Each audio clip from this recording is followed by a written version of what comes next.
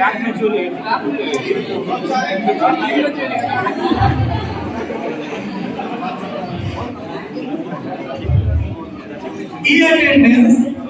इससे भी आप लोगों के लिए अच्छा है, हम लोग लगा नुकसान है इससे, अच्छा क्यों है ये भी सुन लीजिए। माने कि आपका हो गया प्रधान जी से झगड़ा, अपने प्रधान जी से मेमोरी रजिस्टर बनाते थे, रजिस्टर ही गायब हो गई, किसके पास जाएंगे कि मेरा अटेंडेंस लगा है? प्रधान जी के पास। रजिस्टर ही गायब हो गया तो कम से कम ऑनलाइन है तो आपके पास एक प्रूफ है ना? और क्या गलती करते हैं आप लोग, उससे ही बता दीजिए।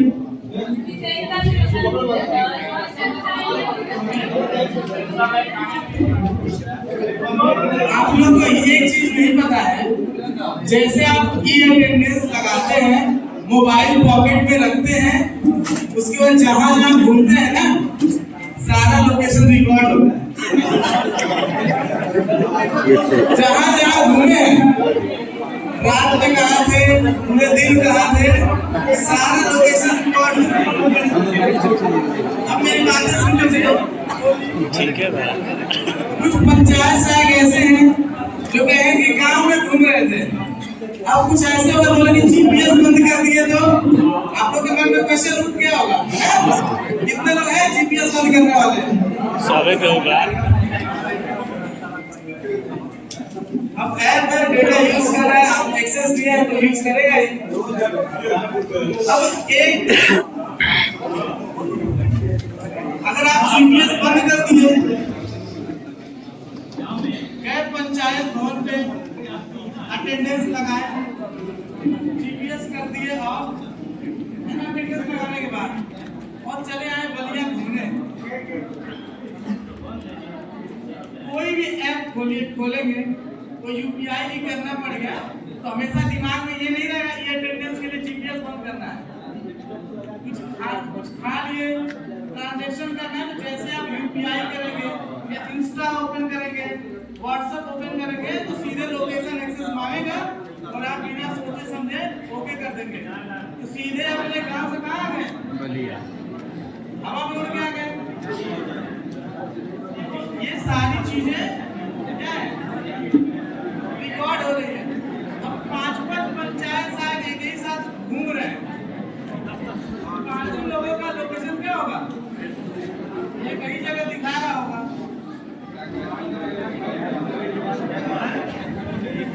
समझ में आया? अब इस चीज से बचे कैसे?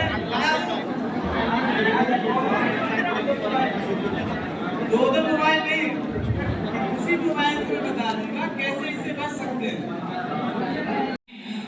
तो वो कम से कम प्राइवेट कार चल जाए।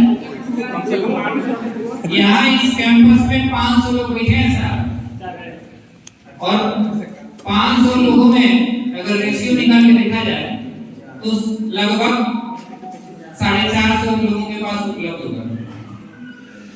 ठीक है, ये मेरा कहना इसलिए है ना, ये धरातल पे हकीकत में है ये कार्ड, और वो आने वाले समय में उस पे फिर आगे काम चल रहा है, और उसमें सबसे बड़ा भूमिका आपकी है as a Pradhan, as a सचिव, एज ए पंचायत सहायक।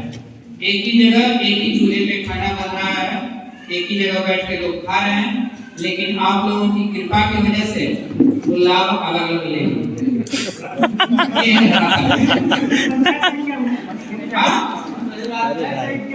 बहुत बड़ा अपना गर्लफ्रेंड को दिया इलाज है। वो नहीं चुकाया, हो रहा है। अब वो अकेले मत आप बताइए। ये हकीकत है, आप लोगों ने डिवाइड कर दिया है, और इसी की वजह से वो डाटा देखिए, जो डाटा है वो डाटा को हम इधर नहीं कर सकते। ये हकीकत में डाटा आप उठा के गूगल करके देख सकते हैं। स्थिति क्या है? प्लान आते हैं तो गरीबी को लिए, तो गरीबी भी मनरेगा का जो योजना चल रहा है उसमें एक दिन की मजदूरी कितना है? 230 रुपए। तो साल भर में कितना देना है? 100 दिन। कितने टोटल हो गए 100 दिन के हिसाब से 230 का जोड़े तो 23,000। ठीक है, शेष कितना दिन बचा 265 दिन। मैंने बोल दिया कि वो ठीक है, बीमार है, नहीं काम कर पा रहा है या नहीं किया, शादी किया, 200 दिन बचे थे। आप मजदूरी कितना है एक दिन का 350 400 500 300 जो भी है 20 रुपए में क्या खाता था कितना है सर 20 रुपए से कोई लिमिट नहीं है 20 रुपया है तो मैं सोचूंगा कि हमारे जब तक ट्रेनिंग है आप ही आ जाओ। ठीक है, अब इसका कैलकुलेशन आप करेंगे तो क्या है वो 2360 कितना है पढ़ाई पर कैलकुलेशन करके बता देंगे। नॉर्मल अगर 400 रुपये मजदूरी हम पकड़ रहे हैं 300 ही पकड़ रहे हैं तो 200 दिन का कितना है 60,000 और 23 ये हो गया कितना हो गया लगभग 80,000 के आसपास पहुंच गया 80,000 के आसपास पहुंच गया। तो और उसका आय प्रमाण पत्र अगर वो बनवाने जाएगा तो गरीबी रेखा के नीचे का बनेगा कि ऊपर का बनेगा नीचे का बनेगा 80,000 रुपया पा रहा है तो नीचे का बनेगा।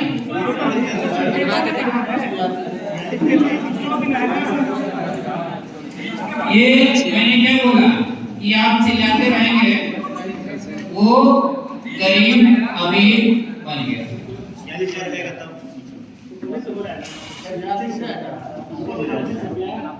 ठीक है, तो ये आप चिल्लाते रहेंगे कुछ नहीं होगा क्या कि जो लोग वाकई में जॉब कार्ड धारक हैं उनको काम दिलवाइए और काम दिलाने के लिए डिमांड कराइए, क्योंकि डिमांड में इतना अच्छा प्रक्रिया दिया गया है इस चीज को लेकर कि अगर वो व्यक्ति डिमांड करता है तो किसी भी सीजन में उसको काम दिया जाने की कानूनी व्यवस्था की गई।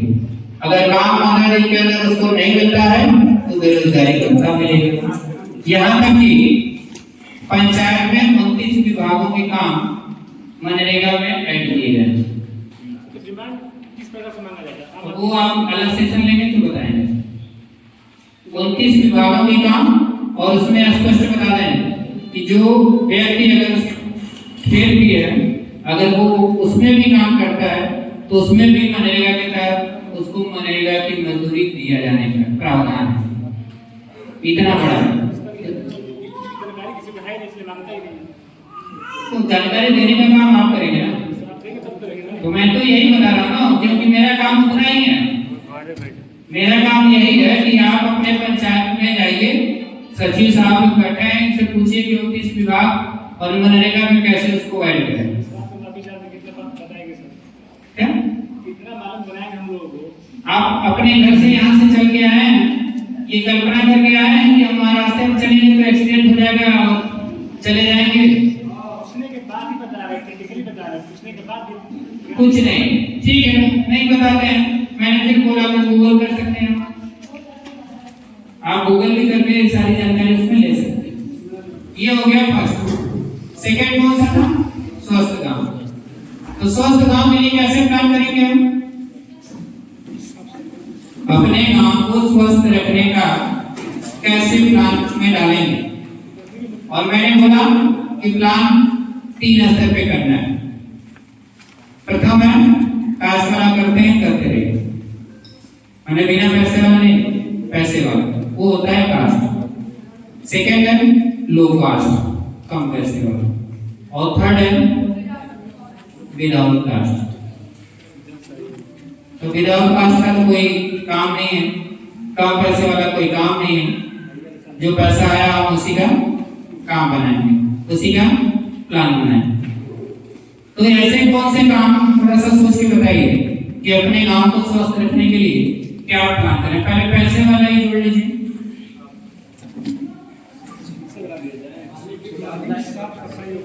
जी ठीक, साफ सफाई के लिए अलग स्कीम से जोड़ रहे हैं। ठीक, और वृक्षारोपण, चलिए, और दवा का छिड़काव और ठीक और टीकाकरण और कुछ बस।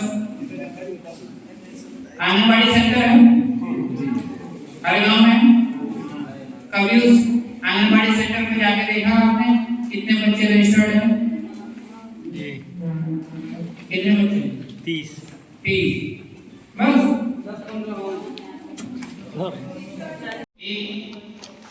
माता अगर वहां पे रजिस्टर्ड हो गई तो वो फिर वो दूसरे रूप में आती है, फिर तीसरे रूप में आती है। तब तक यानी अगर हम अपनी भाषा में बोले कि एक बार गर्भवती का पंजीकरण आंगनबाड़ी सेंटर पे हो जाता है तब से उसको सुविधा मिलती है, और जब उसका बच्चा 6 साल तक हो जाता है तब तक आंगनबाड़ी से सुविधा मिलती है। लेकिन हम तो उस गांव में हैं, उस जगह पे हैं जहाँ पे रजिस्ट्रेशन हो गया, बोले 6 महीने 3 महीने पे कभी एक पैकेट मिल गया तो भला भला, नहीं तो पूरा भला। और हर बार ये होता है कि अभी आया नहीं तो ये नहीं हुआ तो वो नहीं। देखिए मैं इसलिए बोल रहा हूँ क्योंकि इसमें पैसा लगेगा क्या, इसकी कार्ययोजना आपको डालनी होगी और जीपी लेवल पे इसकी निगरानी करनी होगी। और इस निगरानी में आपके बाहर के लोग नहीं, आपके खुद अपने घर के लोग। आंगनबाड़ी घर की है, आपके गांव की है आंगनबाड़ी, तो घर के लोग हैं, आंगनबाड़ी है। अभी प्रधान जी भी ऐड हुए उसमें, पहले उनका थोड़ा सा अलग था लेकिन अब उनके साथ भी ऐड किए गए आंगनबाड़ी। आशा है, एनएम है, और कुछ गांव में सीएचओ का एक पोस्ट आया हुआ है, वो भी है। और सबका मकसद जो है वो क्या है, अपने गांव को स्वस्थ बनाने। लेकिन स्वस्थ कैसे बने, कोई प्लान नहीं है। प्लान हमारे पास नहीं है कि जो पैसा देख रहे हैं केंद्र और राज्य का, उसी में प्लान होगा। और जब प्लान करेंगे तो इसमें बिना पैसे वाला प्लान करना है। जैसे इन्होंने बोला कि टीकाकरण करा तो लग रहा है कि टीकाकरण नहीं होता है, होता है। लेकिन फिर प्लान क्यों बना रहे? क्योंकि जब टीकाकरण की हम बात करते हैं तो वह टीकाकरण अगर किसी बच्चे को कितने साल तक लगता है टीकाकरण? 14 साल के बोल रहे हैं, 2 साल के जल्दी 19 साल तक भी लगता है, वो भी टीका की बात करते हैं। 14 साल और 19 साल की बात करें तो उसमें टीडी की बात करते हैं। लेकिन हमारे जो स्वास्थ्य विभाग में अगर हम बात करते हैं तो अगर 6 साल तक जो टीकाकरण अगर उसको लग गया तभी भी वो बीमारियों से बच जाए।